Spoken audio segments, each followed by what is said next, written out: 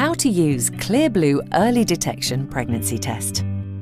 Clearblue Early Detection is more than 99% accurate from the day of your expected period and can be used 6 days before your missed period. If testing before you expect your period, use the first urine of the day. Otherwise, you can test at any time of the day. Don't drink too much liquid before testing. And only remove the foil wrapper when you're ready to test. Then hold the colour change tip in your urine stream for 5 seconds.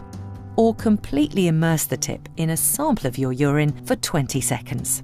The tip will instantly turn pink, showing the urine is being absorbed. And the unique FloodGuard technology inside reduces usage error. After sampling, lay the test flat. The line in the control window may start to appear quickly, but you must wait 3 minutes before reading a result. 2 lines mean you are pregnant. And you should see your doctor, who can advise on your next steps. If your result is not pregnant, and you still suspect you might be pregnant, wait at least 3 days before taking a new test. For a test you can use 6 days before your missed period.